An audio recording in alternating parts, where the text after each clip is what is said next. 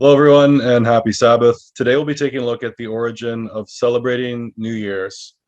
We're going to take it pretty deep because first, we're going to take a look at a more modern sense, and then afterwards, we're going to take a look at where the first celebrations came from in which people celebrated the New Year. They'll have different dates, but they have the exact same origin, so it's important to cover both. Ezekiel 33:3. We're going to start off first with the Roman calendar. To understand what's going on today and what we're doing today, you have to have some knowledge about the Roman calendar. So this resource is coming from the University of Chicago. Attributed to Romulus himself, the Roman calendar originally was determined by the cycles of the moon and the seasons of the agricultural year, beginning in March, in the spring, and ending in December, with the autumn planting. The year then was 10 months long and had 6 months of 30 days, or 4 of 31, for a total of 304 days. 10 lunar months actually comprise about 295 days. Since each month ended and began with a new moon, that day would have belonged to the new moon, and the old must have been counted twice.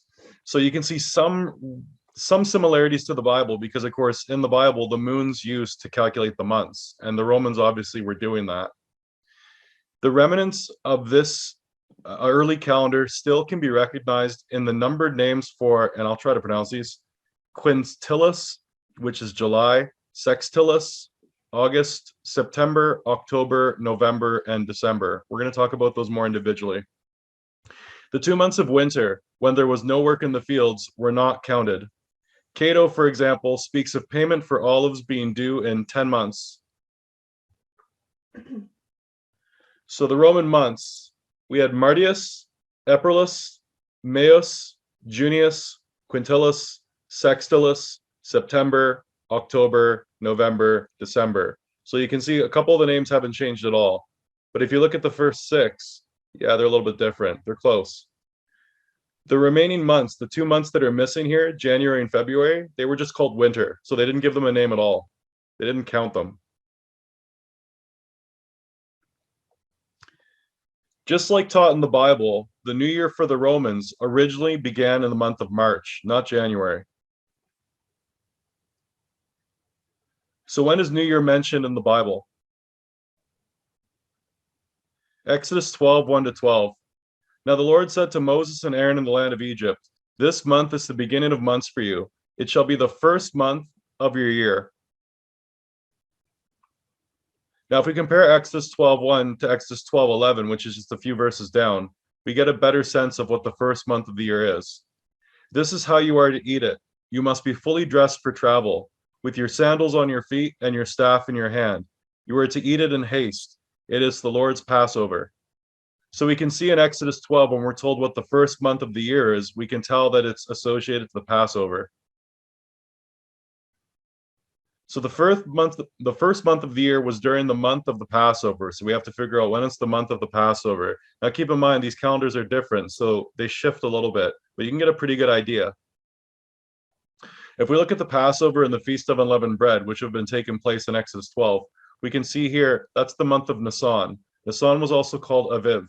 Nisan was the name that came after they were held in captivity. So it actually had an earlier name, and you'll see that name in the Bible as well. But you can see here the month of Nisan overlaps with March and April. So depending on the year, you'll find that Passover either falls in the month of March or the month of April.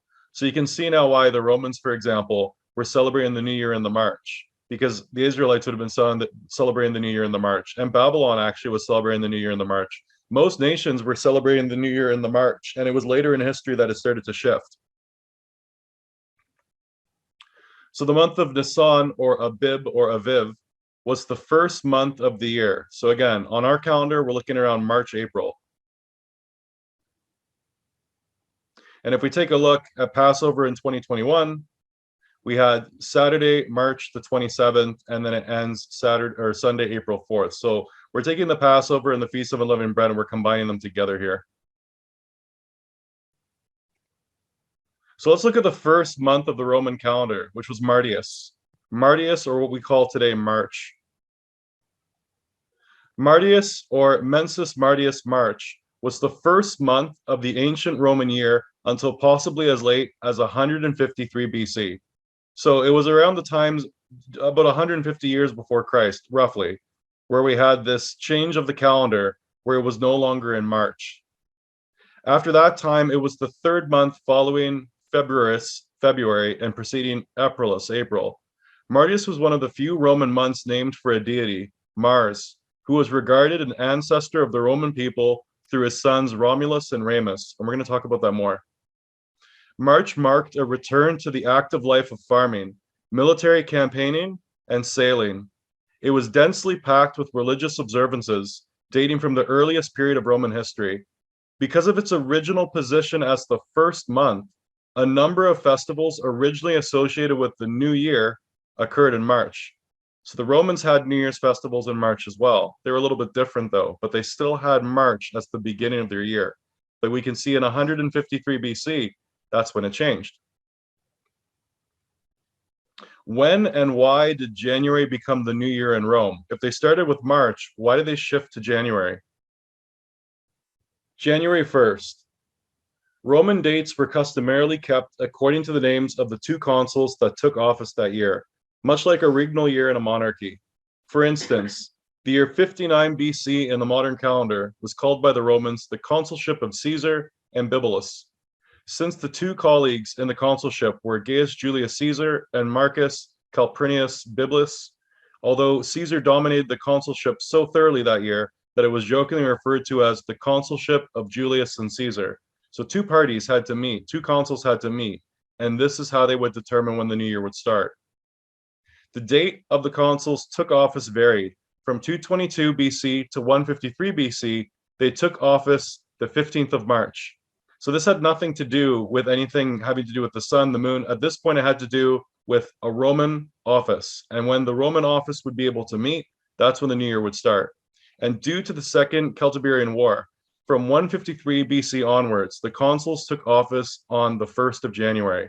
So during this war, they obviously didn't have their New Year's at the same time. So what they did was they moved it, and they moved it to January so they could accommodate the fact that they were at war.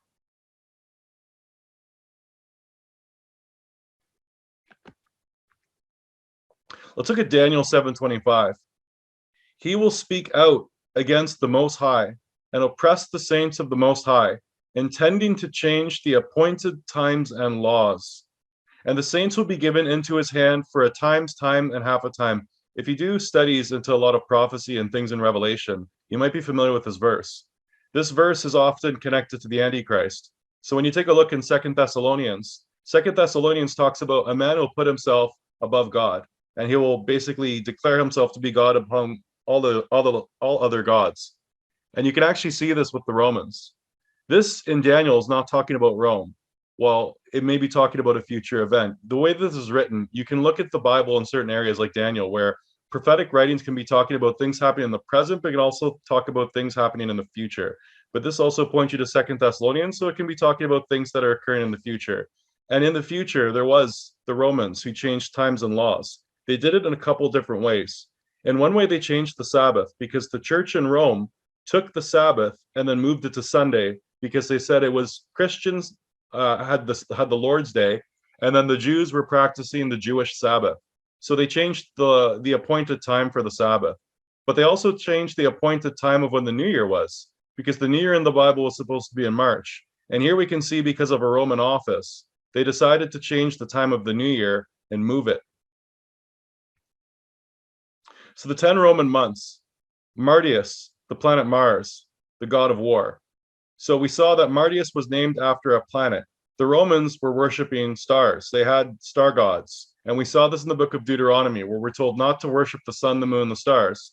But the people didn't know God. They were the ones who were worshiping idols, and planets were idols. And they had actually built stone statues to represent these different idols. They personified the planets as if they were people. So the first month of the Roman year was named after the god Mars, which must have been important considering it was the first month of the year, and priority would be something important. Next, we'll take a look at Aprilis. Here's an image first, though, of the Roman god Mars. So if you've seen this statue, this idol, or several idols of the statue, would be seen across Rome. And a lot of times you would see with the different practices that the pagans would do, not just in Rome, but outside of Rome, they'd hold these processions. And with the processions, they'd have people or animals pick up statues and literally walk these statues and parade them around. These statues would be paraded around certain parts of the city and then placed back down again. And it's obviously because these statues can't move on their own. They're not real. They're not God. Now we're looking at Aprilis.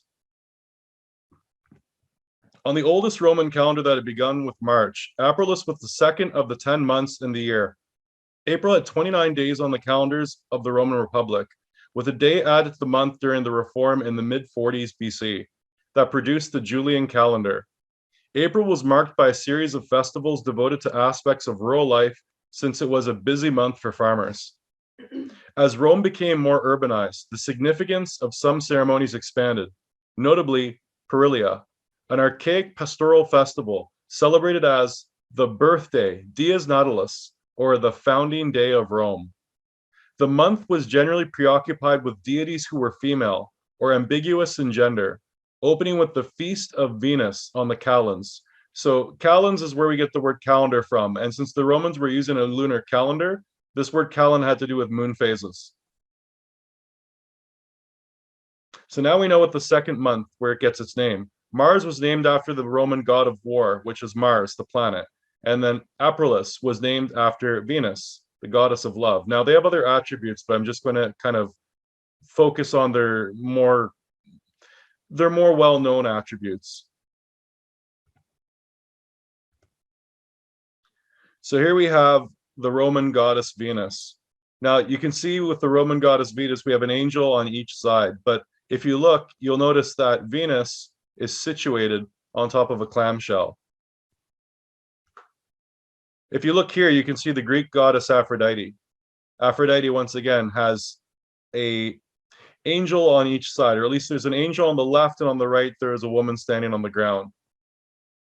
But interestingly enough, if you compare Venus and Aphrodite, you can see that the Roman Venus is the Greek Aphrodite.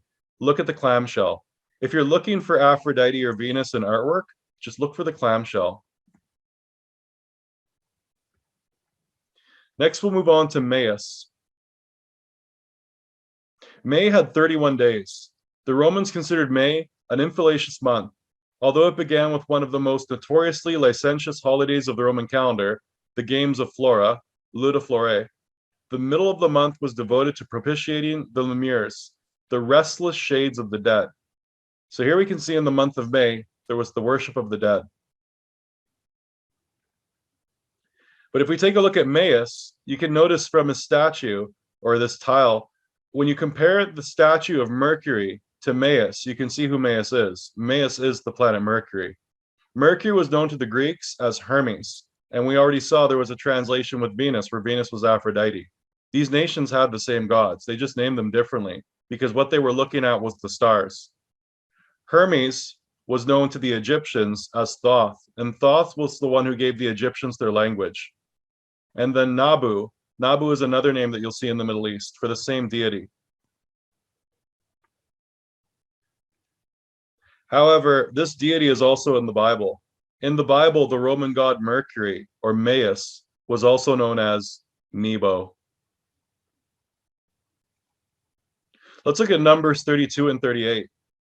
The Reubenites built up Heshbon, Eliel, Kirithaim, as well as Nebo and Baal-meon, whose names were changed, and Sibmah, and they renamed the cities they rebuilt. So here you can see this word Nebo, which you know is Mercury. And then we can also see this name Baal-meon. So these are deities, but they're also places, and we're going to see that in a second. But notice here it says whose names were changed. Yeah, their names were changed many times. If you haven't noticed, I've given you a couple names already for Venus and different names for Nebo. If we look in Jeremiah, it says concerning Moab, this is what the Lord of hosts, the God of Israel, says. Woe to Nebo, for it will be devastated. Kirithaim will be captured and disgraced. The fortress will be shattered and dismantled. So we can tell here that at least in the Bible, one of the tribes that was worshiping Nebo was the tribe of Moab. So Moab, this was obviously a city that Moab had named after the planet Mercury. In the book of Isaiah, we can see Nebo again. It starts off with Bel crouches, Nebo cowers. Their idols weigh down beasts and cattle. The images you carry are burdensome, a load to a weary animal. So both people, strong men, would carry these idols around and they would do these processions with them. And when we take a look into the Babylonian New Year, which is where this all comes from, you'll find that they would do these processions where the strongest men would pick up the idol and carry it from one place to another. But as these idols became bigger and were made of materials that were heavier, the animals would then take these idols and then carry them. So let's take a look at Nebo in Strong's Encyclopedia, or Strong's Lexicon. This is from Bible Hub. Part of speech, proper name, of a location, of a divinity. So Nebo is a city as well as an idol, representative of pagan god, which we know now is Mercury. But of course, you're going to find many different names for Mercury. We already covered a bunch. Nebo, Nabu, Mercury, Hermes, Thoth, and there's many, many more. If we take a look at Nabu, Nabu is the ancient Mesopotamian patron god of literacy. Well, so was Thoth. So you can see you can actually coordinate these different gods together by looking at some of their attributes. Also the rational arts, scribes, and wisdom. The Akkadian Nabu means to announce, prophesize, derived from the Semitic root nib. It is cognate with the Syriac, and you can see here there's an Arabian word here and a Hebrew word, and they all mean prophet. So if you wanted to do some research into a false prophet and figure out who the false prophet is of the Bible, Mercury, Nebo, Nabu would be a very good place to start. And we've done a study on this before. Nabu was worshipped by the Babylonians and Assyrians. Nabu gained prominence among the Babylonians in the first millennium BC when he was identified as the son of the god Marduk. So if you were going to replace Christ, how about with a different son, the son of the god Marduk? Just so you know, the Romans called Marduk Jupiter, and Jupiter to the Greeks was Zeus. Are you starting to see that all these nations actually had the same gods? They worship the planets, they worship the wandering stars. And Deuteronomy are warned not to do this. So you can't say that the Romans weren't worshiping gods from Babylon. They sure were. They worship gods from Babylon, just under different names. As the god of writing, Nabu inscribed the fates assigned to men, and he was associated with the scribe of the god Ninurtu, or Ninurta. So this is another name for Mercury. As an oracle, he was associated to the Mesopotamian moon god Sin. Here's another name for Mercury. Nabu wore a horned cap and stood with his hands clasped in the ancient gesture of the priesthood. He rode on a winged dragon as Shurush that originally belonged to his father Marduk. So again, Marduk is Jupiter. So that means that Mercury in mythology was the son of Jupiter. In Babylonian astrology, Nabu was identified with the planet Mercury. And in the Bible, Nabu is mentioned as Nebo in Isaiah 46:1 and Jeremiah 48:1, both of which we took a look at. So the Romans named the month of May, or Maius, after the planet Mercury, which is Nebo in the Bible. And we saw that the Moabites, for example, this was one of their gods. The 10 Roman months. So we've covered Martius. The first month was dedicated to Mars, the god of war. And keep in mind, the Romans were always at war. Aprilis, the planet Venus, goddess of love. Maius, the planet Mercury, the god of writing. Next month, let's take a look at June. In the oldest calendar attributed by the Romans to Romulus, Janus was the 4th month in the 10th month year that began with March, Martius, Mars's month. The month following June was thus called Quintilis, Quincillus, the 5th month. Junius had 29 days until a day was added during the Julian reform of the calendar in the mid-40s BC. In his poem on the Roman calendar, Ovid has 3 goddesses present 3 different derivations of the name Eunice. Juno asserts that the month is named for her. Juventus, youth, pairs Junius with Maius. The former, she says, comes from junior, a younger person. Month illustrations that draw the calendar of Philocilus, this is 354 AD, show a nude male holding a torch that may be an allegory of the summer solstice. Solstium is noted on June the 24th of the calendar. As a matter of fact, on Christmas Day, on this calendar in 354 AD, December the 25th, they saw the word Mithra, and this is why a lot of people thought December the 25th was Mithra's birthday. So let's take a look at Juno, because Juno might have something to do with the name June. Juno was an ancient Roman goddess, the protector and special counselor of the state. She was equated to Hera, queen of the gods in Greek mythology. Well, wait a minute. Hera associates to Isis, and Isis is an Egyptian goddess. So again, can you see how these gods from Babylon made it to Greece, made it to Egypt, made it to Rome? A daughter of Saturn. She was the wife of Jupiter and the mother of Mars, Vulcan, Bellona, and Juventus. Like Hera, her sacred animal was the peacock. The peacock, if you do some research into that, the peacock has rainbow-like feathers, and the rainbow has always been associated to Lucifer. So a lot of people who have studied occult symbolism have realized that the peacock is a symbol for Lucifer. Her Etruscan counterpart was Uni, and she was said to also watch over the women of Rome. As the patron goddess of Rome and the Roman Empire, Juno was called Regina, queen, and was a member of the Capitoline triad, Juno Capitolina. So Rome had a whole bunch of different deities because they're polytheists, and of course, we're talking about planet worship. But there were certain planets that they had put together in this triad. Triad has a lot to do with the word Trinity. It's three. Centered on the Capitoline Hill in Rome, and also including Jupiter, Minerva, the goddess of wisdom. You'll find the Roman triad changed over time. It wasn't consistent. They had different gods that they would kind of swap in and out, but they had three gods, and there was always one chief god. She was often shown armed and wearing a goatskin cloak. The traditional depiction of this warlike aspect was assimilated from the Greek goddess Athena, who bore a goatskin or a goatskin shield called the Aegis. So here we can see there's an assimilation with Athena. So Athena we can also see in the New Testament as well. Her Dies Natalis was on the calendar of June. So they are equating Juno with June. Juno Regina is perhaps the epithet of most fraught with questions.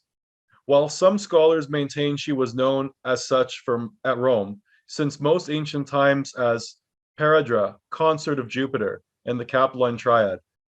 Others think she was a new acquisition introduced to Rome after her evocatio from Veii. So there's some discussion in regards to who she is, but one of the theories is that this is the consort of the planet Jupiter, so the wife of Jupiter. Let's look at Julius Caesar. Julius Caesar is 100 BC to 44 BC. Roman general and statesman who played a critical role in the events that led to the demise of the Roman Republic and the rise of the Roman Empire. After assimilating control of government, Caesar began a program of social and government reforms, including the creation of the Julian calendar. So this is when we started to see some changes in the calendar, and this was fairly late in time because remember, we looked at these 10 months that Rome had used initially, starting in March. On the Ides of March, March the 15th, 44 BC, Caesar was assassinated by a group of rebellious senators, led by Brutus and Cassius, who stabbed him to death. Caesar's great-nephew and adopted heir, Octavian, later known as Augustus, rose to sole power after defeating his opponents in a civil war. Caesar Augustus, 63 BC to 14 BC, so this is next. Augustus was born Gaius Octavius and took on the name Gaius Julius Caesar. On the 16th of January, 27 BC, the Senate gave Octavian the new titles of Augustus and Princeps. Augustus is from the Latin word augur, meaning to increase, and can be translated as the illustrious one. It was a title of religious authority rather than political authority. So you can see here there was a blurring between church and state. And if you look down beside the leg of Caesar Augustus, you can see this little baby angel. So Caesar Augustus actually made Julius Caesar into a god, and he started the lineage of Caesars with Julius Caesar.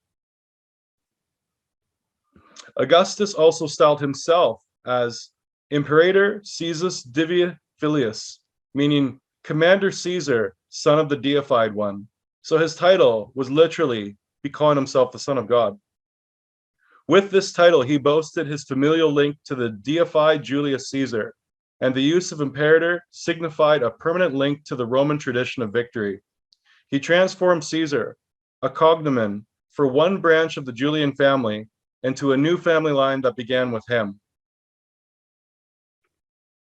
So since Julius Caesar was made into a god, Augustus was stylized as the Son of God.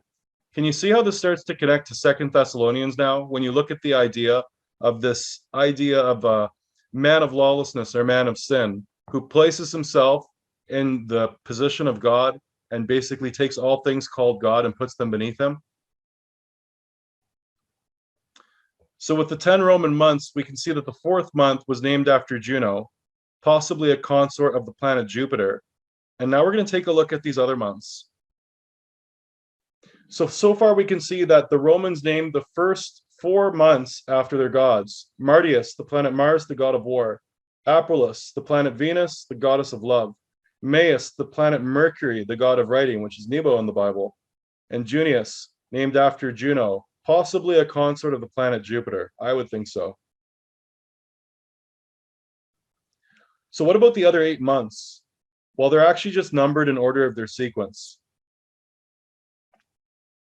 So if we take a look at Quintilis, Quintilis is the number 5. Sextilis is 6. September 7, October 8, November 9, December 10. So in the current calendar we have today, we can see that everything that we're reading here historically is true. Look at Quintilis.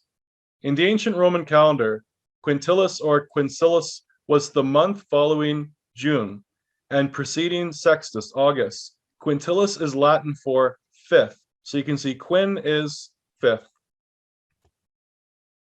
Now we move on to the next month, Sextilis, which fell afterwards. Sextilis means 6, or mensis sextilis was the Latin name for originally the 6th month. Julius, July, was renamed from Quintilis. So when we look at this idea of July, July is actually gained its name from Julius Caesar. Now before Rome, Rome was called Latium, and I believe the king was called King Latium. This was 1000 BC to about 600 BC. So here's a map of Latium, which obviously today we would call Rome. Then later we have the story of Romulus and Remus. And obviously Romulus is where we get the name Rome from. With the story of Romulus and Remus, they were suckling on this she-wolf, and there's a story amongst the she-wolf, and it probably goes back to, or there's probably a connection to this festival that's actually just coming up next month, which is Lupercalia. That's February, because Luper has to do with the word wolf, and the Luperci were wolf priests, or brotherhood of the wolf. Romulus was the first king of Rome. That's 715 to around 673 BC. Romulus was also made into a god following his death. So we can see the same thing that the Caesars were doing, Julian Caesar, or more so Augustus Caesar.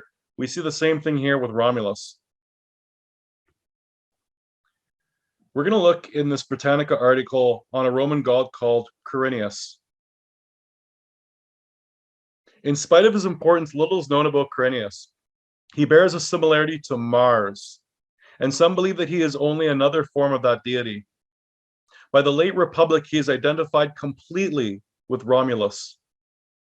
His was the name under which the immortalized Romulus was worshipped, and his festival fell on the same date that Romulus was said to have ascended to the gods, perhaps to assume the identity of Quirinius. He had a festival, the Quirinilia, on February the 17th. His temple on Quirinal was one of the oldest in Rome.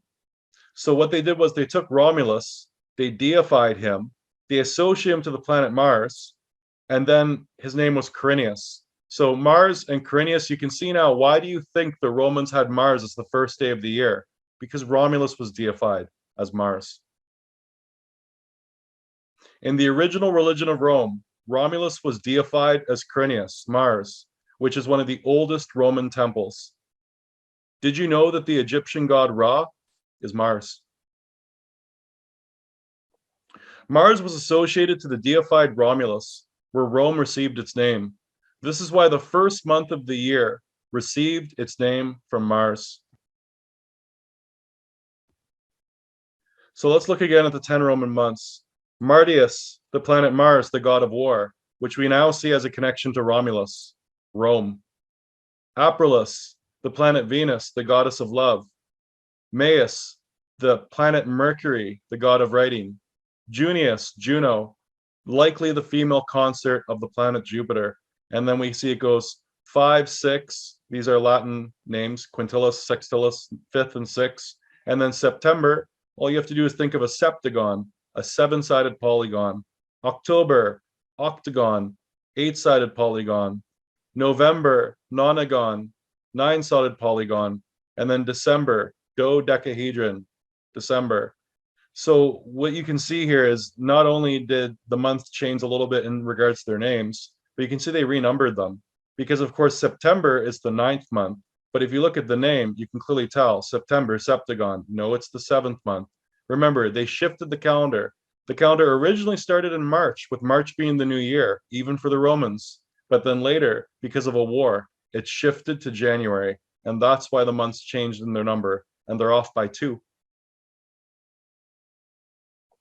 The Romans also personified the planets as gods and natural forces. The 5 planets visible with the eyes, with the sun and moon, became the days of the week. Roman god, di solis, this is the day of the sun. The sun at that point was considered a planet. Dies lunae, the day of the moon. Very close to French too, with lundi, or Monday, moon day. Di Marti, this would be the day of Mars. And of course, remember, Mars is where we get March from. And of course, it's connected to Romulus. Dies Mercury. If you look in French, mercredi, you can hear Mercury. The day of Mercury. Dies Jovis, the day of Jupiter. Thor's day. Thor is Jupiter. Di Veneri, the day of Venus. In Norse mythology, that would be Freya. And in German, Freitag, Freya. Di Saturni, the day of Saturn, Saturday. So you can tell whether we look at the months, at least the first 4, or we look at the days of the week, the Romans sure had a fascination with the worship of the stars. Who were the ones that crucified Christ? The Romans. So what about the 2 winter months? How do we get January and February? February, Dies Febritas, also known as or at least there's a festival called Lupercalia, which is on February the 15th. We call it Valentine's Day today. February, or Dies Febritas. Lupercalia was a pastoral festival of ancient Rome observed annually on February 15th to purify the city, promoting health and fertility. Lupercalia was also known as Di Febritas, after the purification instruments called Februa, the basis for the month named Februarus. During Lupercalia, goats and dogs were sacrificed. So this was dog sacrifice day. The Romans believed sin could be wiped away through purification rituals. So what did Christ come for? Christ came so that we could be purified of our sins through his death on the cross and through his blood. But here the Romans, they have a different solution for sin, Lupercalia. Basically what would happen is you'd have these priests. They were called the Luperci, and Luperci means brothers of the wolf. And they would wear goat skin thongs called februa, and they would strike naked women with pieces of leather so that they could conceive children. This is the Roman solution for sin. It's ridiculous. The Roman consul moved the new year from March to January in 153 BC. They named the first winter month after their god Janus. So now we see where February comes from. February comes from a festival where basically you have a bunch of weird priests whipping each other wearing these thongs, or whipping women wearing these thongs as a purification ritual. But January came from another Roman god, and it's actually much, much, much older than Rome. And I'll show you who this god is. And this is Janus. So when we talk about the new year, and we talk about the new year that was shifted from March, where the Bible said it should be, to January, we can see this connection to Janus, and we're going to find out who Janus is, and you should already know. Just imagine if God tells you one thing, and then all of a sudden people are doing something different. Who do you think they're worshiping? Head of Janus, from coins of the 4th century. So we can see Janus has two faces, a face that looks forward and a face that looks back. Often you'll see a face that looks younger and a face that looks older, and I'll show you a couple other depictions of Janus. But here's an old Roman coin, and you can see Janus on it. This is a classical dictionary of Greek and Roman, and I'm looking up the word Janus. Janus, an ancient Latin deity, and apparently one of the chief deity Roman writers lay special stress upon the antiquity of his worship. So this is an old deity, and likely, actually it didn't, but it didn't start in Rome. Janus is much older than Rome, and there's other names for Janus as well, and we'll figure them out. Janus was the god of all beginnings, both in public and private life, of the birth of man and the opening of the year, so that he presided over what was the first month of the year in later and perhaps also earlier times. He was the god too of beginnings, of enterprises alike, of trade and warfare, in which much disputed, in trade and warfare, in which he secured a safe return of the ongoing host. On what principle of all these functions belong to him is a much disputed question. The theory till recently most in favor was that his name was connection with Deities, which was the sun god, as Jana Diane was the moon goddess. The reason for this, on which particularly relies on, were the supposed etymology of Janus and Jana from Dias, the custom of placing a shrine east and west, and 3, that if Janus is not the sun, the Latins had none. So in other words, if Janus was not in fact the sun god, they didn't have a sun god at all. But I would argue, yes, in fact, he was the sun god. And the reason why is because if Janus is associated to January, and you look at where the winter solstice is, and how the Romans used to believe the winter solstice was on December the 25th, what's happening is the death and resurrection of the sun. So likely, yes, Janus is the sun. Keep in mind, the Romans had a festival called Saturnalia, and I will show you that Janus is in fact the planet Saturn. So for the Romans to practice Saturnalia during the winter solstice, and for Janus to be identified in the dictionary as a sun god, it seems quite evident. Look at Ezekiel 8 and 15. Son of man, he said to me, do you see this? Yet you will see even greater abominations than these. So he brought me to the inner court of the house of the Lord, and there at the entrance to the temple of the Lord, between the portico and the altar, were about 25 men, with their backs to the temple of the Lord, and their faces towards the east, and they were bowing down in the east in worship of the sun. So the book of Ezekiel is obviously preceding this. But in the future, the prophecy was that this abomination of people worshiping the sun would occur. And who killed Christ on the cross? The Romans. And the Romans appear to have a solar deity. They obviously have multiple deities, they're polytheists, but Janus had a very special place. As a matter of fact, today, if you take a look at the Catholic Mass, there's this terminology called ad orientem. Ad orientem, meaning to the east. An ecclesiastical Latin is a phrase used to describe the eastward orientation of Christian prayer and Christian worship, compromising the preposition ad, meaning towards, and oriens, rising, sunrise, east, participle of orier, to rise. So did this prophecy in Ezekiel come true? Remember, Rome started off as polytheists. We can go right from ancient Roman history all the way to present day Rome, and we can find that this worship of the sun is everywhere. You even have the sun day. This is called The Catholic Thing. This is a website, sorry, The Catholic Thing. It's an article called Why We're Facing East. It is legitimate and conforms to the letter and the spirit of the council. Wait a minute. So what happened earlier in Rome, which switched when the new year was in March and then switched it to January? Well, of course, they had a group, a council, the Roman Council.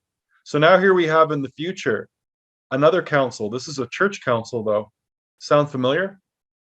In my capacity as the prefect of the Congregation for Divine Worship and the Discipline of the Sacraments, I continue to remind all that the celebration towards the East versus Orientum is authorized by the rubrics of the Missal, which specify the moments when the celebrant must turn towards the people.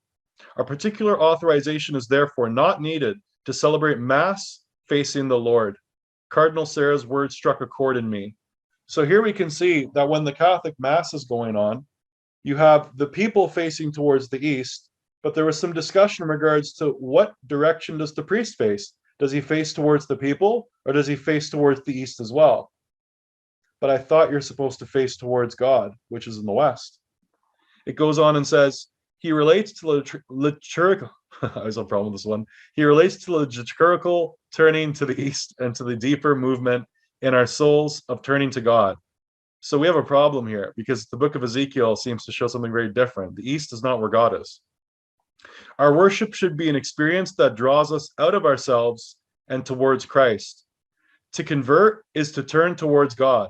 I am profoundly convinced that our bodies must participate in this conversion. The best way is certainly to celebrate priest and faithful, turn together in the same direction, towards the Lord who comes. Now you can see what the change is. You see, in the Bible, the temple, the most holy place, was towards the west, and the entrance was towards the east. In the book of Ezekiel, we see that they have their backs towards the west, where the Ark of the Covenant is, and instead they're facing towards the east. What is the Catholic answer as to why they're facing towards the east? Because that's the direction that Christ will come when he comes. How did they make this change? Well, they did it with their council. So then a man decided that they were going to change what the Bible said. Exactly. It isn't, as one hears sometimes, to celebrate with the back turned towards the faithful or facing them. That isn't the problem. It's to turn together toward the apse, which symbolizes the east, where the cross of the risen Lord is enthroned. Okay, so you've taken the Bible and you've changed what's happened in regards to where the most holy place was. Actually, you're not even talking about the most holy place at all. You're completely ignoring the place where the throne is. And now you're going to face the place where the cross or where the Savior is going to be upon his return. So while you can come up with a reason for it, the Bible doesn't justify it. The only way this can be justified is through a council.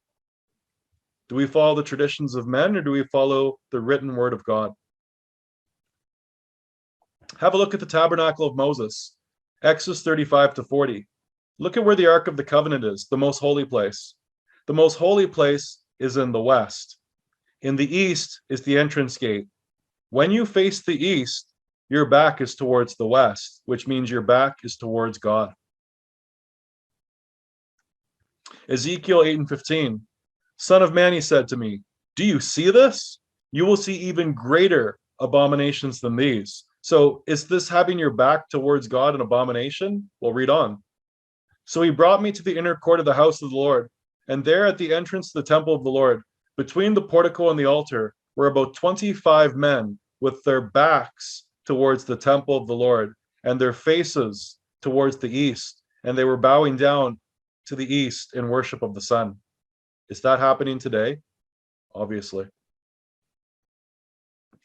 Let's look at the early Roman calendar. This is calendars through the ages. January was named after Janus, which we figured out, a sky god who was ancient even the times of Rome's founding. So he's older than Rome. Ovid quoted Janus as saying, the ancients call me chaos. And that's really important because one of the names of the serpent is the chaos serpent. For a being of old am I.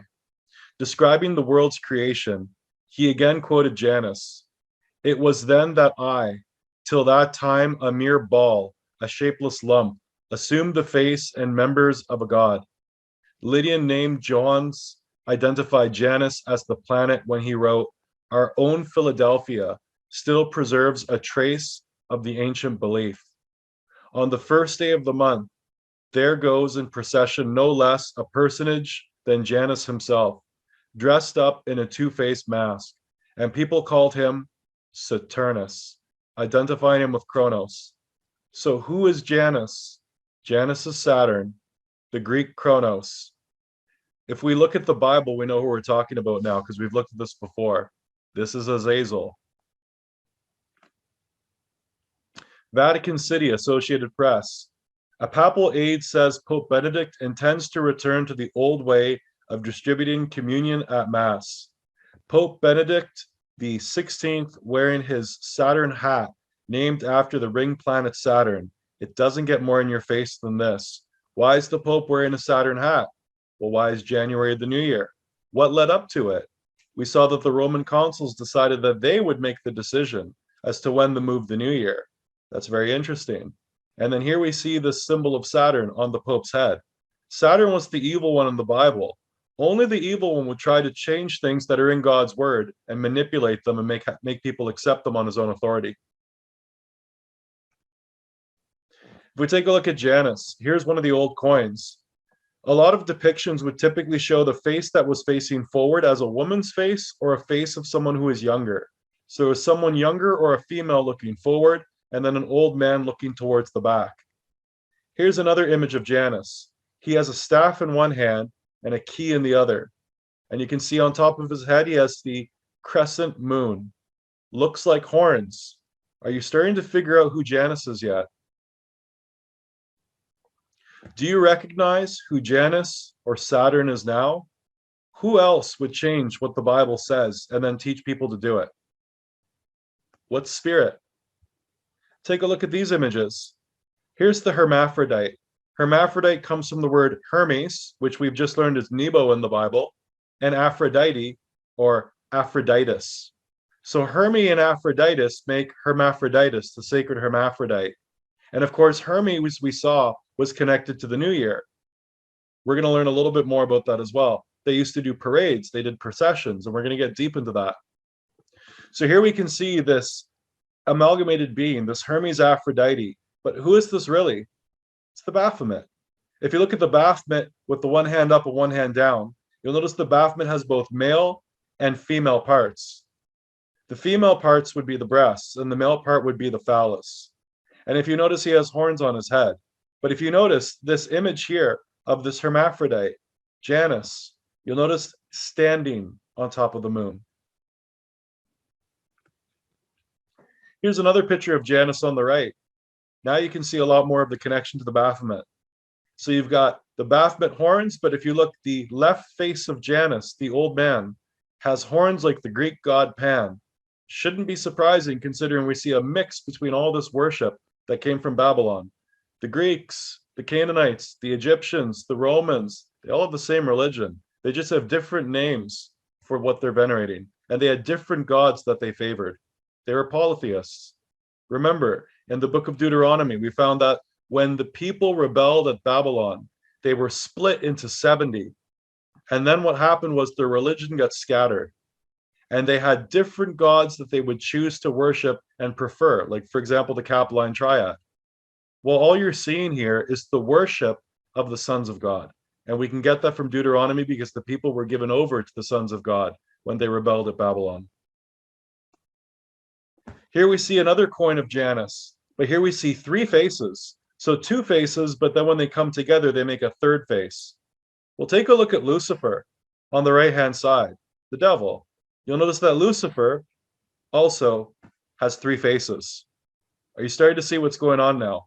Who do you think would take the beginning of the year and change it and move it, change times and law? Remember, we talk about the Antichrist. Is this the morning star? Take a look at these images of supposedly Jesus. Now, first of all, they're not supposed to exist. We're not supposed to have images, according to Exodus, of anything in the heavens, anything in the earth below, or anything in the seas. But yet here we can see these images are supposed to be depicting the Son of God, but this isn't the Son of God. This must be the sacred hermaphrodite.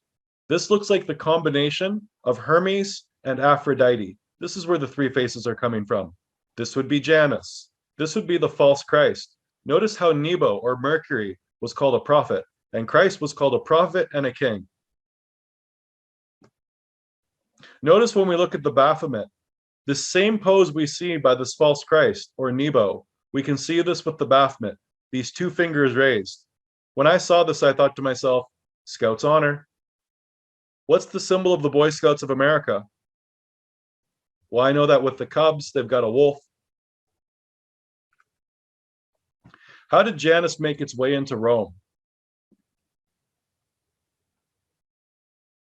The second king of Rome, Numa Pompilius, 715 to 673 BC. Numa Pompilius was a Sabine, and you can see the Sabines are a little bit north of Rome. So we've got the Etruscans, we've got Veii, and Veii was one of the places they thought that when they talked about Juno, where she might have came from. But we can see here, these places are all close together, and they all became under the Roman Empire very early in time. So Numa Pompilius was a Sabine. He's the second king of Rome. He was of Sabine origin, and many of Rome's important religious and political institutions are attributed to him. He's responsible for the Roman calendar. We read about that earlier. Vestal virgins, which was part of the religion of Rome before the church. The cult of Mars, the cult of Jupiter, the cult of Romulus, and Romulus, we know there's an association to Mars, and the office of Pontifex Maximus. Today we call that the Pope. As a matter of fact, when you would read about the priests before the church, they were called the Flamen, and they had a Pontifex Maximus with the Flamen, and that chief priest was the priest of Jupiter, and you can see there was a cult of Jupiter as well. Numa created the temple of Janus, Geminus. So Geminus sounds like Gemini. Gemini are the twins in astrology, and Janus has two faces. So it was under Numa that we started to see this temple of Janus in its creation. However, Janus is much older than Rome. During the times of peace, the doors to the temple would be open. During the times of war, the temple doors would be closed. Janus temple coin, Roman Republic, 119 BC. So here we can see a coin of the temple of Janus. And you know what's quite interesting about it? If you look in the book of Revelation and you read about Zion, in other words, heaven, the city, it's shaped like a cube. Well, the temple of Janus is also shaped like a cube. It's almost like a version of heaven on earth, or at least a counterfeit. Would that not be Satan? The temple of Janus is only closed 3 times in history, under King Numa, the second king of Rome. At the end of the Second Punic War, the word Punic means Canaanites. Did you know that the Romans had 3 wars with the Canaanites? They were called the 3 Punic Wars. And did you know that the Canaanites beat the Romans? The Romans had an immense army, but there was something interesting about the Canaanites that allowed them to win. From what I read, I heard that the change that happened at the Third Punic War was that the Romans started to adopt some of the Phoenician gods, or the Canaanite gods, the Punic gods. So imagine this. If you're the Canaanites, if you're the Punic people, and you're right beside Rome, and they're coming to basically reach your capital and conquer you, don't you think that before your soldiers would arrive to protect you, some of your cities that are the closest to Rome would get crushed? And so what I heard I heard that the Punics had made a deal with the Romans where they let them know that it was their gods that helped them to win the war. And so then when the Romans had their Third Punic War, they had adopted some of the Phoenician gods, and then they won the war. Whether that's actually what allowed them to win the war, that's beside the point. What's important is that we can see that not only did the Romans have some of the Canaanite gods to begin with that came from Babylon and other areas, but they actually took gods during this particular war to ensure their victory. And then the Temple of Janus also closed under Augustus Caesar in 27 BC. So what we're learning from this is Rome was always at war. And you wonder why their first god was Mars, the god of war. As a matter of fact, the angel Samael in the book of 3rd Baruch, which is a book outside the Bible, was the one who was said to plant the tree of knowledge of good and evil. So it's interesting that we can see the god of war was associated to the angel that planted the tree in the Garden of Eden. And this god of war, Samael, is how the Romans named their first month March, which was later moved to January, which is Janus, which is Saturn. This is an image of Augustus closing the temple of Janus in 27 BC. If you take a look in the background, what do you see?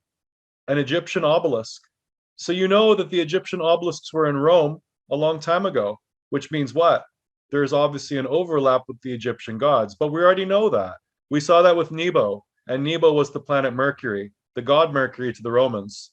They worshipped the star, but they also had an idol on the ground. This started with the Julian calendar and moved with the Gregorian calendar. So this idea of having this calendar with the shifting to January, obviously when we switched from the Julian calendar to the calendar we have today, which is the Gregorian calendar, we still celebrate New Year's. But did you know they had to reaffirm it? It started with Numa, and then it moved on to Pope Gregory the 13th, and then Lord Chesterfield of Britain.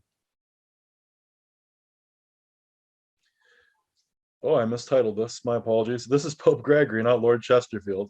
Pope Gregory the 13th, in 1582, he had created this papal bull, and he was once again reaffirming that January was in fact the new year. And this is an image of it on the left-hand side.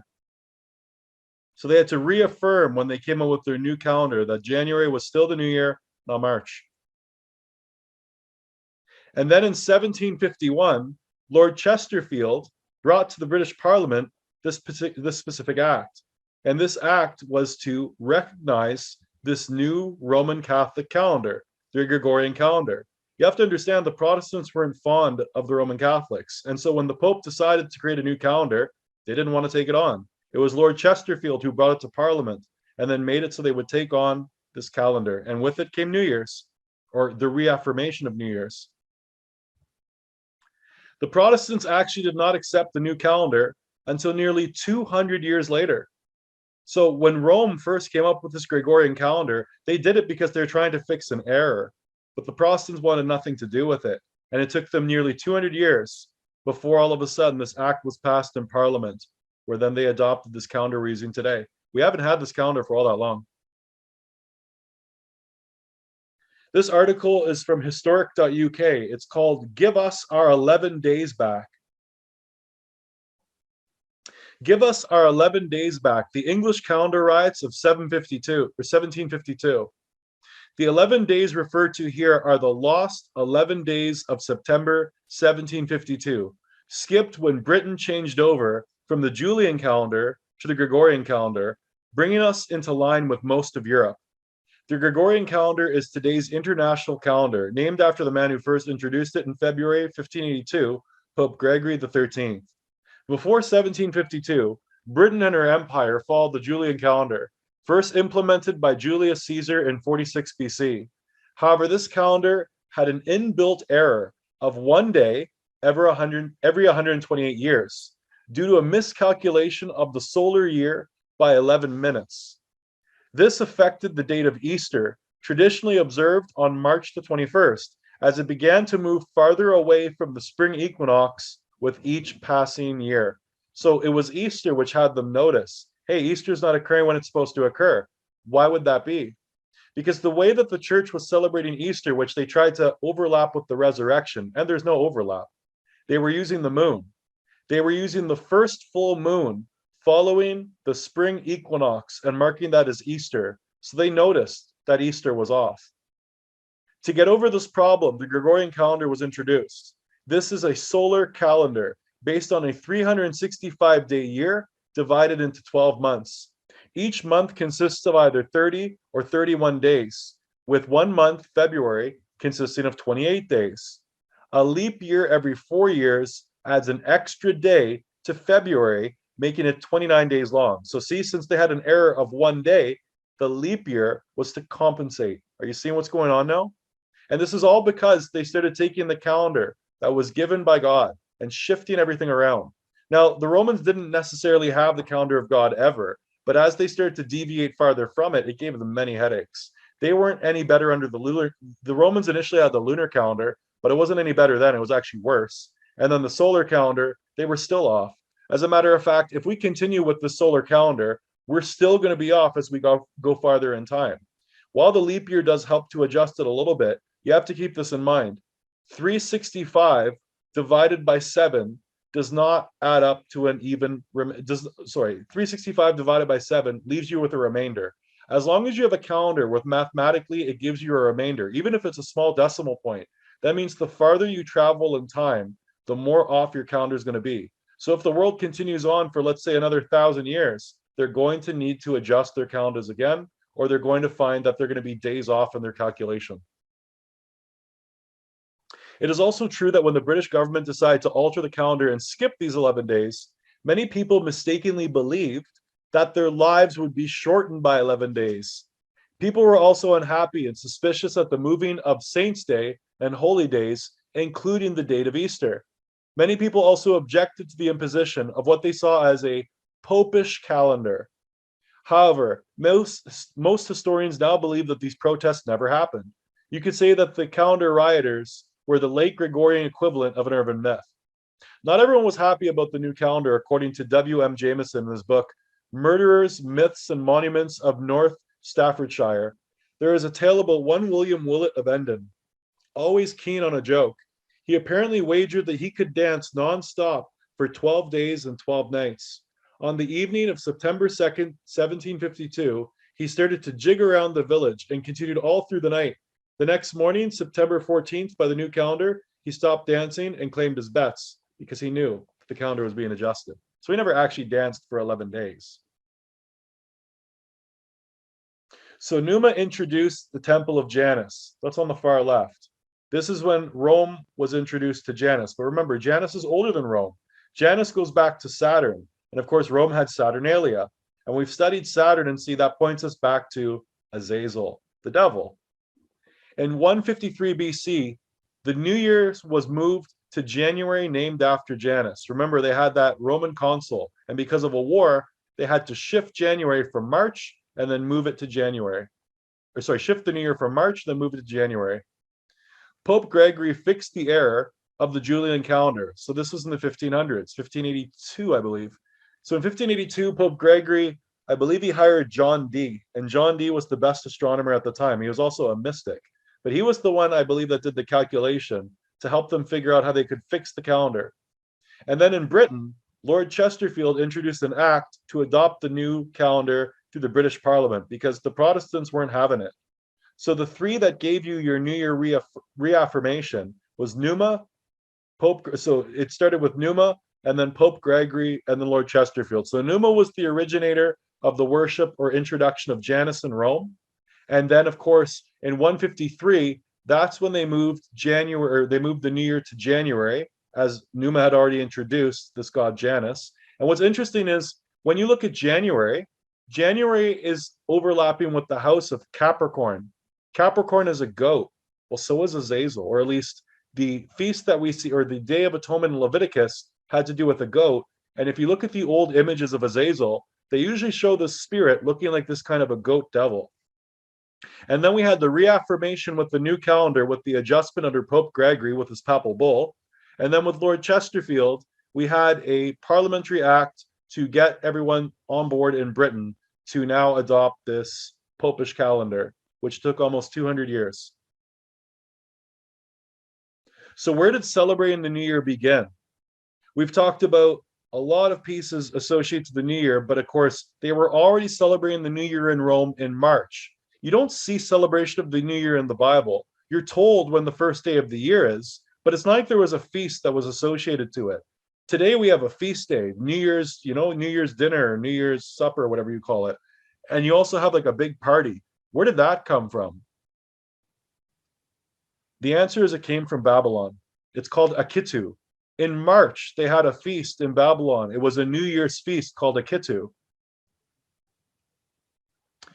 In Babylon, you'll see that there is a Ninmach temple. An older temple was rebuilt by Nebuchadnezzar II. So this is the Nebuchadnezzar that you would see in the book of Daniel. It is situated east of the Ishtar Gate and called Ima, Great Temple, of the mother goddess Ninmach. If you take a look at this map here, here's Babylon. So this is actually a tourist location. And you can see the Ishtar Gate. And I've highlighted here where you can see the Nima Temple. The Nima Temple, they would basically do a procession with their idols on New Year's. and they would do it every March. And they would move their idols from the Nema temple and parade them. And right here you can see at the Nema temple where these walls are, between the walls. This is where they would march in a procession with their idol in a parade. You can actually see it in the book of Isaiah. That means Isaiah actually saw this procession that they would do during the new year. It says, Bel crouches, Nebo cowers. Their idols weigh down beasts and cattle. The images you carry are burdensome, a load to the weary animal. So Nebo was Mercury. They had an idol that they made for this planet Mercury. They also had an idol that they had for Bel, and Bel is Marduk, and Marduk is Jupiter. So during the new year, they were celebrating Jupiter, which is Zeus, and they were celebrating Mercury, and they had idols. And originally the men would carry these, but as the idols became bigger and heavier, they had them carried on animals. And Isaiah is describing the carrying of these idols during the new year. So your original idea of a New Year's celebration goes right back to Babylon. It goes right back to the worship of the stars. It just basically moved from coming in the month of March to January. So we kind of shifted from Mars to Saturn while carrying the idols of Jupiter and Mercury. It's star worship. So Isaiah was writing about New Year's and parading around of the idol Nebo. Here's an idol of Nebo. Now, was this the idol they carried? Probably not, but like you can see that these rock busts were huge. So if they had made some big statue of Nebo, imagine men trying to carry this. Eventually, yeah, they would try to get animals to pull it.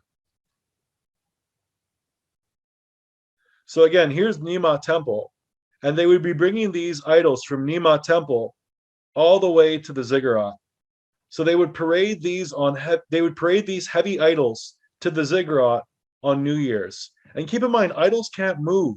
Idols can't talk. They're just stone statues, obviously representative of these gods, the stars they worshipped above. Both Marduk and Nebo, or both Jupiter and Mercury, would be paraded around since they can't actually move. What they would do is they would move Mercury, and Mercury would walk with his father, and his father would follow him so far, and this would happen every New Year's. Inner city walls. The old traditional city walls were rebuilt during the reign of Nabopolassar, 626-605 BC. So this is the father of Nebuchadnezzar II we see in the book of Daniel. They surrounded the city from all sides. So this is the Nebuchadnezzar from the book of Daniel. And you'll notice the first part of his name, Nebu. Nebu is Nabu. So he actually has the name Mercury right in his name. If you take a look here, the Ishtar temple, it was originally built under Nabopolassar. So again, the father of Nebuchadnezzar, and Nabonidus, and rebuilt, by Nebuchadnezzar and Nabonidus. It was dedicated to the goddess Ishtar. So they had multiple gods. Their children were named with the name Mercury or Nabu in their name. But you can see that they had multiple gods that they worshiped, just like the Romans, because it's all the same religion. And so who's Ishtar? Well, Ishtar is also known as Inanna. And if we take a look in the Wikipedia, we can see Inanna or Ishtar is also known as Aphrodite, Athena, or if we're looking at Roman, Venus, or Minerva. And her major cult center, Nineveh. If you look at the story in the Bible where Jonas is eaten by the whale, he comes out and he's at this place called Nineveh, where the people repent and cover themselves with ash and are wearing sackcloth. And the Lord decides he's not going to destroy their city because they repented. But you can see this goddess was in this city. And this is Aphrodite. This is Inanna. This is the same deity that was in Babylon. It's the star Venus. So they are worshiping this goddess. This was one of the gods or goddesses they are worshiping in Babylon.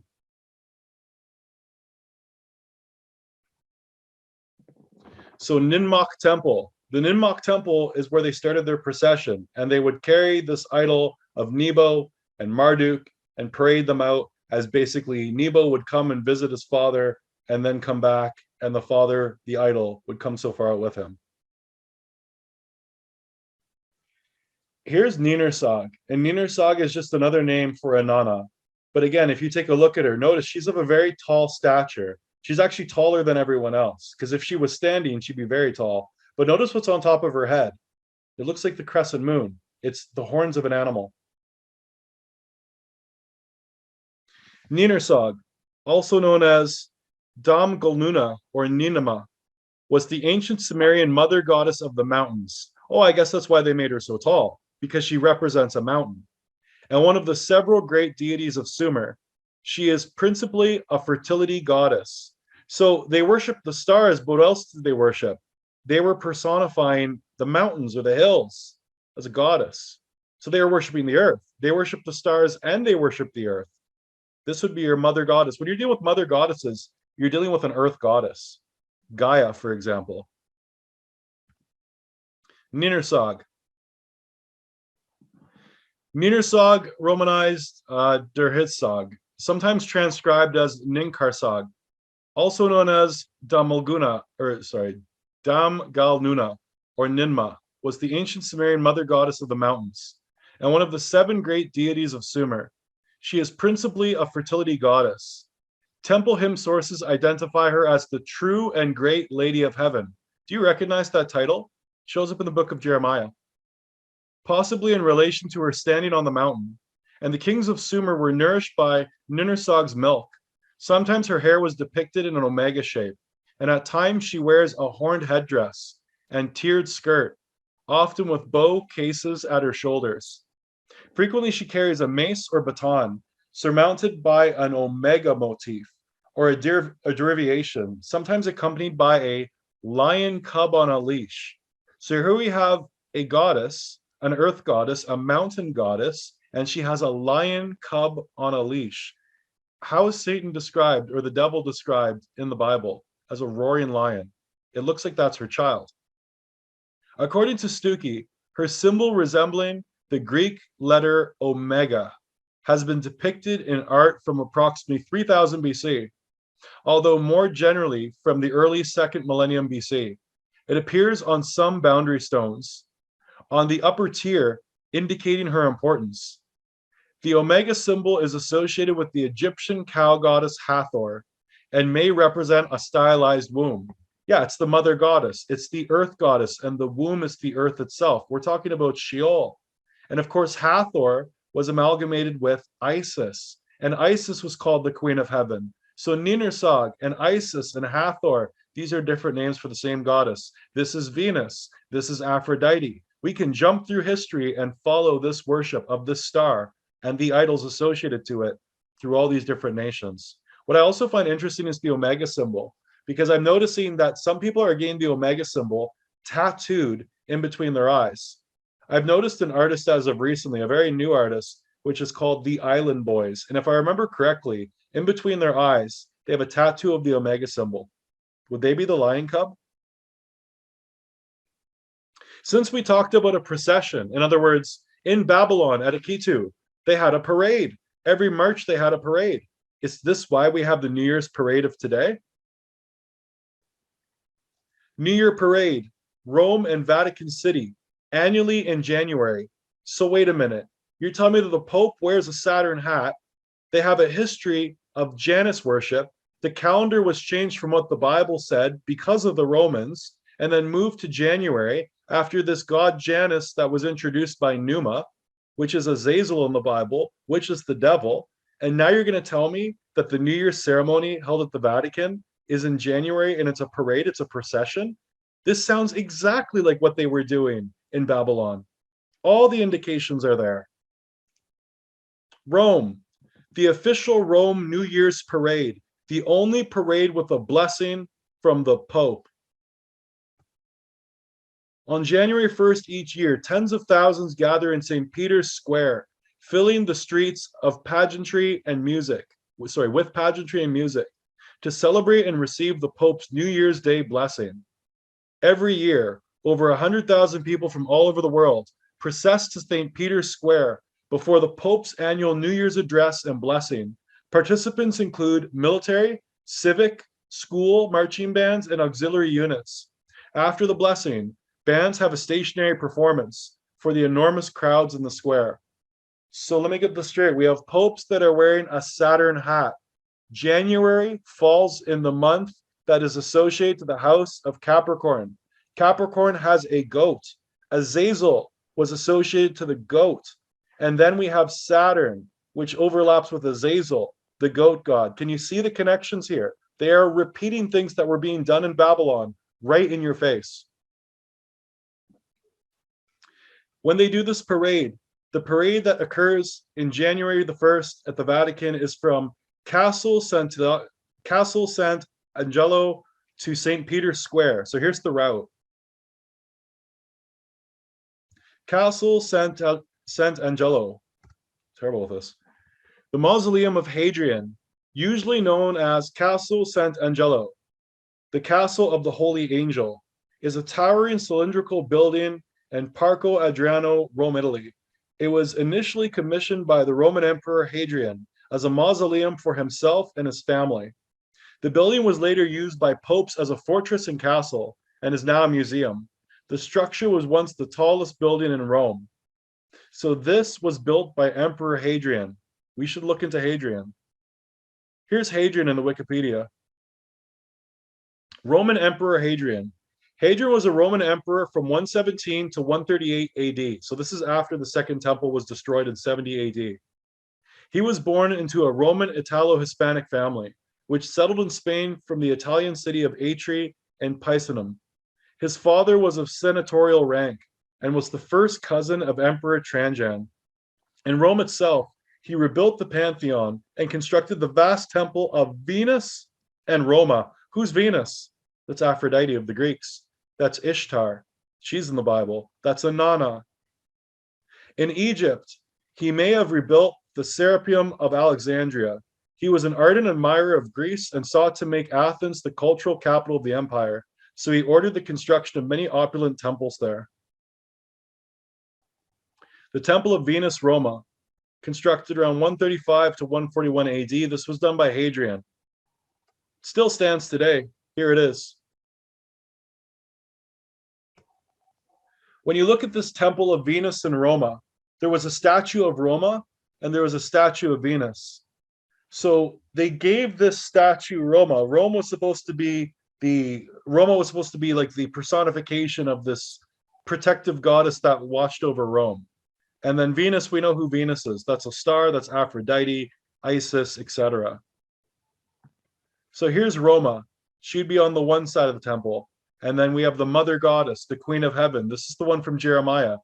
This is Venus Aphrodite, or Ninhursag, as we saw in Babylon, or Ishtar, or Isis. You wonder now why Rome has a different date for Easter, and it counters what the book says about what the Bible says about the resurrection.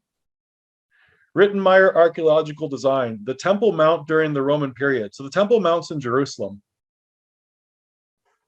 We have now arrived at the Roman period in our sequence of reconstruction drawings showing how the Temple Mount redeveloped over time. After the Roman destruction of Jerusalem in 70 AD, the area of the Temple Mount lay desolate. In 130 AD, Emperor Hadrian began to build a Roman colony named Aelia Capitolina on the ruins of Jerusalem. After the Roman destruction of 70 AD, the 10th Legion set up an encampment south of the Hippicus Tower on the western hill of Jerusalem. After nationalistic uprisings, Hadrian flattened the city in 135 AD. This is the same Hadrian who built this Temple of Venus Roma. He built a new one on its ruins called the Aelia Capitolina. The major buildings in this city were the Damascus Gate in the north, a temple of Aphrodite, 2 foreign marketplaces, and there may have been a temple of Jupiter on the Temple Mount. And I'll show you that, yes, there was a temple of Jupiter on the Temple Mount. So in other words, after Solomon's temple was destroyed, or you could say Herod's temple, because this was the second temple, in 70 AD, after this temple was destroyed, around 70 years later, or 80 years, around 70 years later, they built a temple of Aphrodite on top of the Temple Mount, and they also built a temple of Jupiter. And you're going to see the reason why when we look at Baalbek in Lebanon. Hadrian's actions precipitated the revolt of Bar Kokhba, son of the star, which began in 132 AD. Some Jews regarded Bar Kokhba as a promised Messiah. Plans were made to rebuild the temple and coins depicting it were struck. So notice here that the Jews that rejected the Messiah who came, which was Jesus, they looked at this other man as being the Messiah. But I go on. It is unclear how these plans materialized. Following the suppression of the revolt in 135 AD, the pagan city of Aelia Capitolina became reality. A sanctuary to Jupiter may have been erected on the Temple Mount. Jews were forbidden from entering the city on pain of death, and Hadrian tried to further erase their connection to the land, here it is, by changing the name of Judea to Syria Palestina, whence the name Palestine comes from. So the reason why the area is called Palestine today, it's right from here. After the Second Temple collapsed in 70 AD, in 135, you see this temple of Venus that's being built on the Temple Mount, as well as a temple of Jupiter. And then that is when this area called Judea was changed into Syria, Palestina, or Palestine. This is from Roman history, Cassius Dio, 229 AD, book 69, verses 1 to 23. I'm just going to read an excerpt. Hadrian completed the Olympian at Athens, in which his own statue also stands, and dedicated there a serpent which had been brought from India. So the Romans brought a serpent from India. That's very interesting. The Romans had a statue, Hadrian had a statue that he dedicated to a serpent, which had been brought from India. He also presided at Dionysia, first assuming the highest office among the Athenians, and arrayed in local costume carried it through brilliantly. And there was a fragment that says, after Hadrian's death, there was erected to him a huge equestrian statue representing him with a 4-horse chariot. It was also so large that the bulkiest man could walk through the eye of each horse. Yet because of the extreme height of the foundation, persons passing along the ground below believe the horses themselves as well as Hadrian are very small. So Hadrian had a big idol of himself. On the Temple Mount, he, Hadrian, erected a temple to Jupiter with an equestrian statue of himself in front of it, the Temple of Jerusalem, 1975 by Joan Comey, page 199. Today, if you take a look at the Temple Mount, you'll see here, this is the Al-Aqsa Mosque. So this is the Temple Mount in Jerusalem. If you were to go there today, you will see this mosque. If you compare on the left-hand side of this illustration, you'll see the Temple of Jupiter, Baalbek, Lebanon. So Baalbek, Lebanon is where they worship the god Baal in the country of Lebanon. And you'll notice here, if you look at this temple and you compare it to what's going on in Israel, where they said that there was a temple of Venus and also a temple of Jupiter.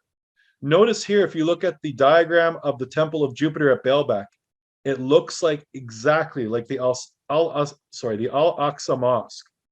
So if you overlay the two, you can see it looks like what Hadrian was trying to do was rebuild exactly what was in Lebanon. If we take a look at Baalbek, Lebanon, now we're looking at the Middle East. Here we can see that this temple of Baalbek was really the temple of Jupiter. Jupiter was the main god. He had the largest temple. Jupiter was also known as Zeus. In Babylon, his name was Marduk. That means that the Canaanites, they worship Jupiter too. Because, of course, in Lebanon, the Lebanese have the most undefiled genetics. Out of all the people in the world, they kind of stayed in the same place. They didn't migrate. And so I saw a couple of years ago, there was genetic testing that was done in Lebanon, and they found that the Lebanese have pretty much the exact same stock as the Phoenicians. Nothing much has changed because there wasn't much migration. What I find really interesting about that is that tells you that the Phoenicians, the Canaanites, their god at Baalbek was Jupiter, Zeus of the Romans. You can also see there was a temple of Bacchus, and Bacchus was like a son of Jupiter, I assume. And then we can see we have a temple of Venus. So we have a trinity here. We have three gods being worshipped at Baalbek. We have Jupiter, Venus, and Bacchus. And it looks like this is what was trying to be recreated on top of the Temple Mount in Israel. And so if we take this and flip this just for comparison, on the left, this is Baalbek, Lebanon, where Baal is obviously Jupiter. And I've oriented this so you can see that when you look at the Dome of the Rock, Al-Aqsa Mosque, you can see that this Muslim mosque, it sure looks like a temple of Jupiter. And then, of course, if we look at these illustrations here where Hadrian's giant statue was supposed to be seated in front of the temple of Jupiter. And remember, the Romans had a god Jupiter, and the Greeks had this god Zeus. In the book of Revelation, did you know that it says that Satan's throne is associated with Zeus? It says to the church in Pergamum, it speaks about, in Pergamum is where Satan's throne was. Well, if you look at the altar of Pergamum, the chief god at the altar of Pergamum was Zeus. And that altar was then moved to Germany, Berlin actually. There's a museum in Berlin that's dedicated to this altar, or has an exhibit, sorry, with this altar. So here's another image of Baalbek. But if you notice here, the temple of Jupiter is also called the temple of the sun. And when you can see today the Roman Catholics doing their mass, and the mass is actually facing the complete opposite way of what the Bible tells you to face. As it said in the book of Ezekiel chapter 8, the people would be facing the sun. And now here we have this temple of Jupiter, which is being recreated by the Romans on top of the Temple Mount. And then we have today Sunday worship. We have the Sabbath being replaced with Sunday, the day of the Lord. You got to ask yourself, which Lord is it? And then, of course, since Jupiter was associated to the sun, that makes him a solar deity. Are you seeing how all these pieces connect together? Is it all coincidence? If we take a look here, we can see this temple of Jupiter. We had the statue of Hadrian on his horse, but we saw that other leaders in Rome, they also did the same thing, where they always had themselves situated on top of a horse. I've kind of wondered if there's any connection to this idea of a cowboy that we see. So from Herod's temple to the temple of Jupiter to the Dome of the Rock, how did it all happen? What were the steps? Remember, Herod's temple is the second temple. You had Solomon's temple. It was destroyed when Babylon came and took the Jews captive. Once they were returned by the Persians, later they built the second temple, which paled in comparison to the first. It had many different names like Zerubbabel's temple, but Herod's temple would be that second temple. It went from second temple, Herod's temple. It was destroyed in 70 AD. And then we had this temple of Jupiter being built on top. And then we have the Dome of the Rock. Let's look at the steps. I'm taking this from Bible.ca, if you're wondering where this came from. From 2 Maccabees 6, we learned that in 167 BC, Antiochus the fourth Epiphanes attacked Jerusalem, setting up a temple to Jupiter and offering pig sacrifices. This was during the time of the Greeks. He ordered the Jews to worship idols and to stop keeping the Sabbath and practicing circumcision. So right here, this line should tell you from 2 Maccabees, what are they trying to get you to do? Or what are they trying to get the Jews to do? Stop keeping the Sabbath. Well, isn't that what happened later in Rome? The Sabbath got switched to Sunday. Can you see the same spirit that was operating in the Greek Empire is operating in the Roman Empire as well? This actually connects to the abomination of desolation in the book of Daniel. So again, he ordered the Jews to stop worshiping idols and to stop keeping the Sabbath and practicing circumcision. A major theme in 2 Maccabees is that the Jews triumph over Antiochus and the end and regain control of the temple again. That's where the rededication in Hanukkah comes from. After Titus destroyed the temple in 70 AD, Hadrian became Caesar in 117 to 138 AD. Hadrian revisits the actions of his predecessor Antiochus IV Epiphanes and sets up the temple of Jupiter on the Temple Mount, ordering circumcision to cease and expelling the Jews from Jerusalem altogether. He not only made himself the object of worship in this temple, but made Jerusalem the capital city of the Roman world for the worship of Jupiter. He also built a temple to Jupiter in Baalbek, Lebanon, that is still standing today. So what I think it was he rebuilt it. I recall that when I was studying the Temple of Baalbek, the Phoenicians initially built it, but the Romans came afterwards when I believe it became part of their land after conquest, and then Hadrian rebuilt it. Just as Hitler deceived the British Prime Minister Chamberlain in 1938 that there would be peace in our time, so too Hadrian deceived the Jews to believe that he was peacefully rebuilding the Jewish temple, when in fact he was constructing the world headquarters, the Temple of Jupiter. This is really interesting. Do you see the parallels here? What we had this area in Pergamum where there was an altar, and this altar of Pergamum was an altar to Zeus. Christ told us that this altar to Zeus was where Satan's throne was. This altar then gets moved to Germany in Berlin before the Second World War. And then Hitler deceived the British Prime Minister Chamberlain, saying that there would be peace, and then what later came was war. Isn't it interesting in the Bible that it talks about when they promise you peace and security, then will come war? This is that Antichrist spirit, and you can tell it's associated to Jupiter. As construction began, the Jews probably even helped in thankfulness and praise to Hadrian. But when all the Jews finally learned of Hadrian's true intent, as did England learn of Hitler's, they rebelled and a huge war broke out in 132 AD, where 85 major Jewish towns were destroyed and 580,000 Jewish men were killed. The false promises of peace of Hadrian and Hitler both resulted in major holocausts against the Jews. So what we see here is we see God's people are being slaughtered, and we see this temple of Jupiter, this Antichrist spirit. In Daniel 9:27, 11:31, Matthew 24 and 15, Luke 21 and 20 are specific prophecies about the abomination of desolation that will make sacrifice cease in the Jewish temple, which was fully fulfilled in the destruction of Jerusalem in 70 AD. But there were two other shadow or antitypical fulfillments of these same prophecies. One was in 167 BC with Antiochus IV Epiphanes, and the other was in 117 AD with the rise of Hadrian to power, whereas Antiochus merely offered sacrifices to Jupiter in the Jewish temple. Hadrian built the largest temples of Jupiter in the world in place of the Jewish temple. We know that Hadrian wanted to make himself the object of worship in his temple to Jupiter in Jerusalem, and he set up a statue of himself riding a horse on the Temple Mount at El Kos Fountain. Tuvius Sagiv believes that Hadrian, in the ultimate act of arrogance and insult to the Jews, placed this horse statue in the precise location of where the Holy of Holies stood from the Jewish temple. Jesus' words in Matthew 24:15 echo, "Therefore, when you see the abomination of desolation, which is spoken of through Daniel the prophet, standing in the holy place, let the reader understand." So again, Baalbek temple, temple of Jupiter. The Romans served Baal as Jupiter. Did you know that Jupiter's name was Bel Jupiter, Lord Jupiter? This is the same Bel of the Babylonians, because Bel's name was Marduk, and Marduk was also the planet Jupiter. And Jupiter is identified as Satan in Revelation 13 by Jesus himself. So if you take a look here, Baal, on New Year's, you see this ball come down. Looks like the sun, and it's on a pole. Why is it on a pole? Well, because we've got the winter solstice. The winter solstice and the summer solstice make a vertical line.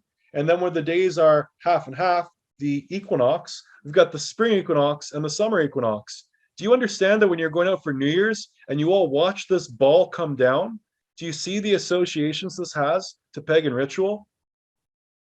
When you see the ball drop, you're seeing the sun come through the gateway, which is Janus, Saturn, after the solstice. Once the ball drops, and that ball is the sun, it rises towards the summer, defeating the winter, only to die again next winter solstice. You're involved in a ritual that's a solstice ritual. This is what New Year's is. These are the motions of the sun during the solstice. So if you take a look, Aries is Mars. So the New Year's used to be in Mars, and that's when the days were even. And then they moved it to Capricorn, the goat, Azazel, Saturn, and this is Janus. And this is where we switched from horizontal to vertical, from the equinox to the solstice. And that's why you all stand there watching a ball drop down on a stick in a lot of major cities. Of course, when you take a look at Augustus and the closing of the Temple of Janus, look behind. Remember, you can see that Egyptian obelisk. Of course, the sun would look like it sits on the obelisk at times. Are you looking and noticing the symbolism? This is Edmonton. Again, you can see an obelisk. It sits right in front of the fountains. And then you can see there's a pyramid too, just like it's Egypt. And this is where everyone goes, Winston Churchill Square. And they'll go here for the New Year's celebration, but not this year. If we go to Ottawa and we look at the Parliament building in Ottawa, here where the soldiers are standing, what is this? It's another obelisk. There's different names. They'll call it the Guidon, they'll call it the cenotaph. This is associated to Baal. These soldiers are standing around this idol to Baal. Here's the Washington Monument. It's the exact same thing. As a matter of fact, George Washington was a Mason. And if you go inside, you'll see that winged sun disk. So, of course, we can see the symbolism of the sun and the pole. The sun is inside of this giant rock pole, the obelisk. And where did this come from? Egypt. I thought that we're supposed to be escaping the gods of Egypt. Then why are we doing all these ceremonies at New Year's and Remembrance Day in front of these obelisks that clearly came from Egypt? Here's the fireworks. They put the fireworks right by the obelisk. Why are they doing this? They're doing this because it represents a sex ritual. This is the phallus of the earth penetrating the sky, and the fireworks represent a sexual act. You get fireworks in January, Janus. You get fireworks in the summer during the solstice or on the 4th of July in Canada Day. During the two solstices, are the 2 times a year, they give you your fireworks because it's a sex ritual. It's the birthing of the summer, and that's at the winter solstice, and it's the birthing of the winter, and that's at the summer solstice. The Americans, 1776, should actually be back in May, but they actually moved it to the 4th of July, so it was closer to the solstice. And again, you can see where this came from. In Egypt, we can see the man laying down. This would be Geb. The sky was Nut. Later, this became Osiris and Isis. But regardless, if the man is laying on his back and he represents the earth, his phallus is what these obelisks are, that the soldiers stand around and that the people stand around when they do these New Year celebrations. And the obelisk of the male, Geb, is going to penetrate into the sky, and that's why they give you your fireworks. Here, it's a lot easier to see in this picture. Here is Nut, or Isis, curled around, the queen of heaven. She's curled around over top of Geb. And you can see that his phallus is piercing into the sky. Very easy to see here. This is where the obelisk comes from. It gets even more obvious when you see some of the other obelisks around the world. There's no question this middle one looks very much like a phallic symbol.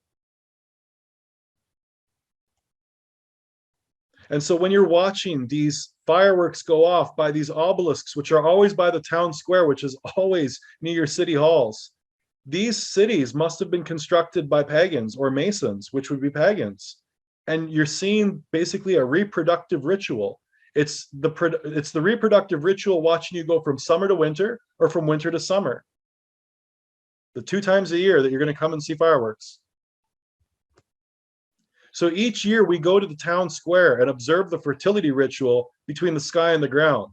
And then we say Happy New Year, having no clue what any of this is about. So what do you think that God thinks about New Year's? Considering that it's associated to, at least this point, Janus, which we know is the devil, it's Satan, it's Saturn, probably not some good things. But since we saw that in March, when they originally had their processions, when they moved Nebo around, and Marduk around, Jupiter and Mercury. Did you know that Moses died on Mount Nebo? Deuteronomy 34:4. And the Lord said to him, "This is the land that I swore to give Abraham, Isaac, and Jacob when I said, I will give it to your descendants. I will let you see it with your own eyes, but you will not cross it." So the Lord is saying to Moses, you're going to see this land, but you're not going to get there. You're not going to go into the land. So Moses, the servant of the Lord, died there in the land of Moab. And remember, what did we see who the god of Moab was, or at least one of the gods? Nebo. Nebo was worshipped in Moab, as the Lord said. And he buried him in a valley in the land of Moab, facing Beth Peor. And no one to this day knows the location of his grave. Why did God not allow Moses to enter the promised land? Moses went up on the mountain. He called the people out of Egypt. He went through all this turmoil. He put up with people that were stubborn. He got the 10 Commandments and tried to teach the people the 10 Commandments. Why was Moses not allowed to enter the promised land?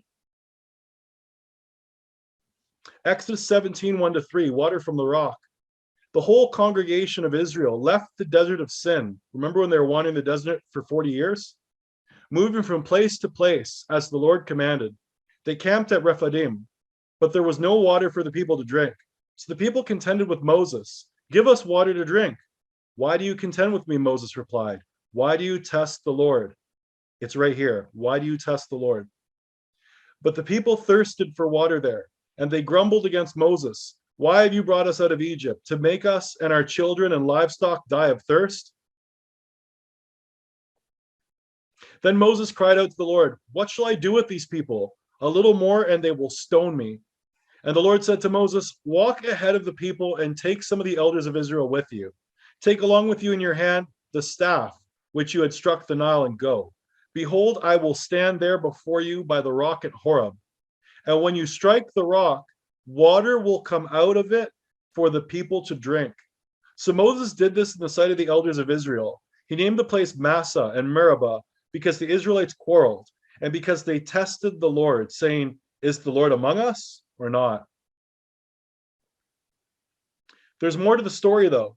If you read from Exodus, you're not going to see the reason why Moses was not allowed to go into the promised land. So we have to look at the book of Numbers, which talks about the same scene from a different perspective. Numbers 20, 10, and 12.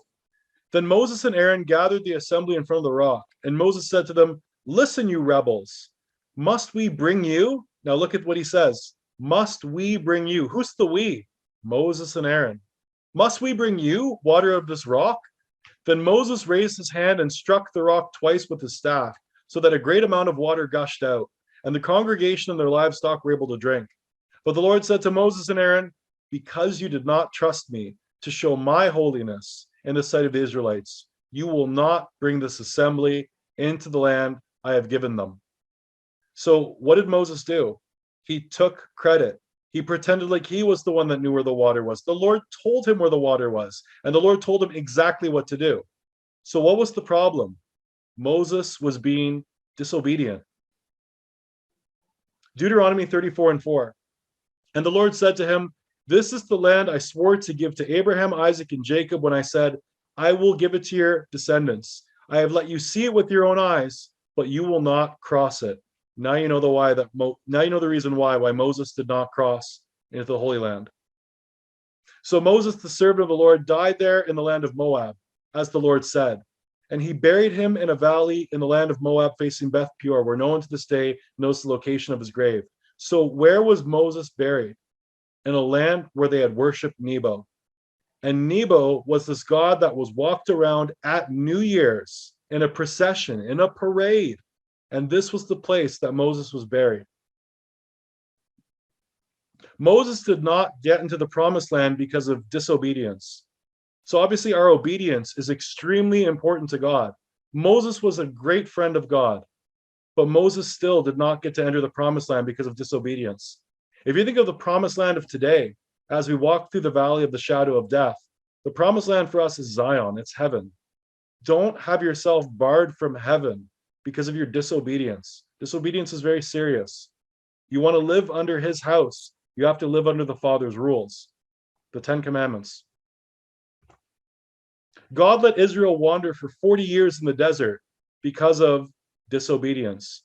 Do you think it actually took 40 years to get from Egypt into the land of Canaan? The 40 years in the wilderness, it does not take 40 years to travel from Egypt to Canaan. Take a look at their path, first of all. Now, this path may not be 100% accurate, but either way, why didn't they just go in a straight line?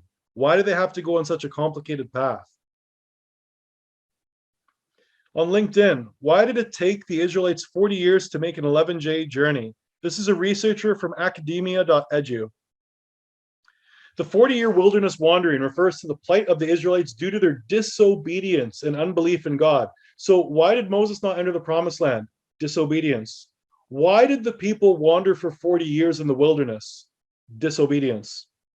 Nearly 3,500 years ago, God delivered his people from the Egyptian bondage, as described in Exodus chapters 1 to 12. They were to take possession of the land God had promised their forefathers, a land flowing with milk and honey. Exodus 3 and 8. Prior to entry, however, they became convinced they could not oust the current inhabitants of the land, even though God told them they could.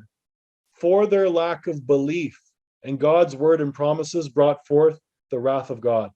He cursed them with 40 years of wilderness wandering until the unbelieving generation died off, never stepping a foot into the promised land. Notice how it says the unbelieving generation. Who's the unbelieving generation? The parents. The parents were killed. The children were the ones that came with Joshua, and they walked into the promised land. But the parents were stubborn. The parents had lived in Egypt for so long that they weren't going to give up the customs. So when you look at this, you look at New Year's, and you look at all these customs we've been taught since we were little, are the children going to let them up? Are the adults going to let them up? Who's more likely? Who's been doing it longer? The parents. And that's why the unbelieving generation died off. God was not going to bring people into a promised land that were disobedient. It's the same with heaven. Don't be disobedient and then expect that you're going to go into the kingdom. The kingdom's for the obedient. God will not tolerate anyone's disobedience, including Moses. Will Moses be in heaven? Absolutely. Later in the Bible, it talked about how Satan was trying to fight for his body. Moses will be in heaven, but this story will at least tell you that even someone that God loved a great deal, when he became disobedient, he was kind of removed from that circle of protection because he wasn't able to enter the promised land. And Moses understood, and he understood the reason why.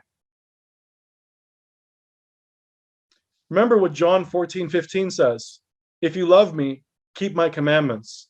And for those of you who think that it's disappeared, take a look in the book of Revelation and notice that there is a remnant that don't just keep their faith in Christ, their testimony in the Son of God, they also keep the commandments. You want to be submissive just like them. Proverbs 8:36, "But he who sins against me wrongs his own soul. All those who hate me love death." If you don't love the Father, if you don't love, or if you don't want to keep the rules of the Father, you're sinning against your own soul, your own person. And all those people who do this and continue to do this and continue in their disobedience, you will not be seeking life. You'll be seeking death.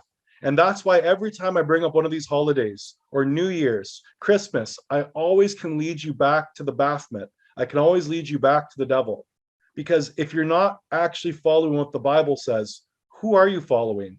You're obviously following Satan, the devil, the deceiver. For our struggle is not against flesh and blood, but against the rulers, against the authorities, against the powers of the dark world, and against the spiritual forces of evil in the heavenly realms. Brothers and sisters, the sword is coming. Put on the full armor of God so that you can take your stand against the devil's schemes.